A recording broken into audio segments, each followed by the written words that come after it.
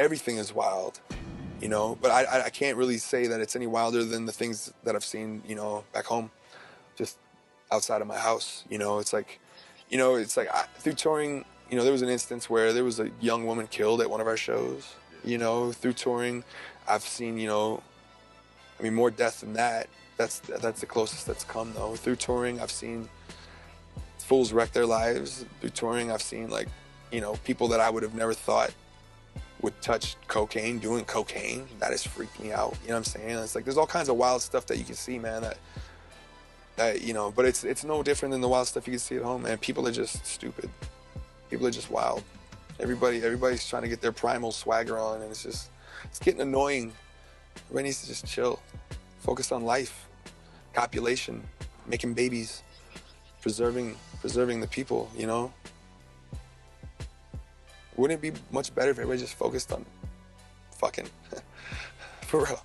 I still am just very new to actually being, I guess, what I consider a part of the industry, you know? And so I still got pretty wide open eyes. You know, for so long, hip hop taught me to be like, fuck the industry. Stay away from the industry. Don't talk to these people, you know? It took me a long time to see past that and realize, okay, it's not the people that are bad. It's the money, and it's the agendas and the decisions that are bad. And honestly, who am I calling it bad? You know, you got some people raping art in order to make money, but making money is their art. You know what I'm saying? And in return, you got some kid working in their building, stealing staplers to get back at them. Like, it goes round and round, you know what I mean? So it's like, the more people I meet in the industry, the more I realize, you know, some of these people are good people that actually care about music. It's just that they're not in the best positions always to be able to do something about that, because they got to appease the rent somewhere, you know? So how have I seen the industry change? I mean, they let me in.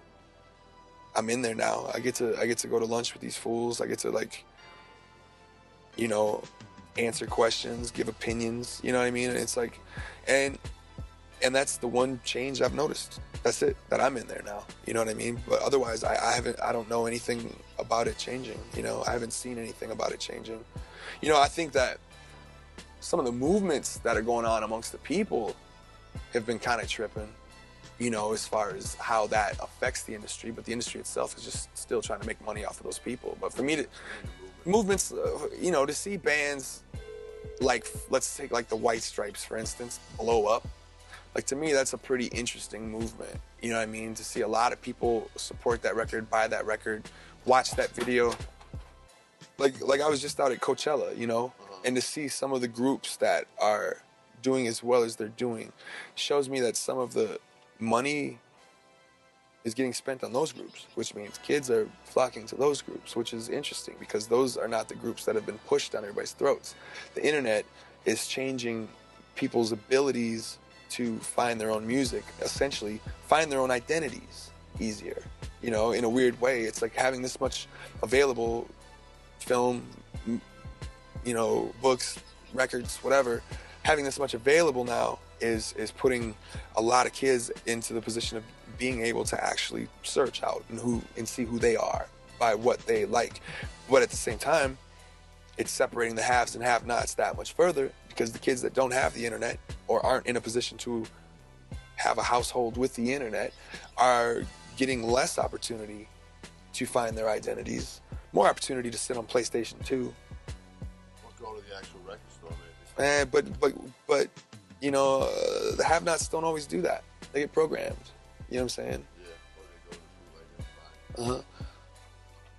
CDRs for $2.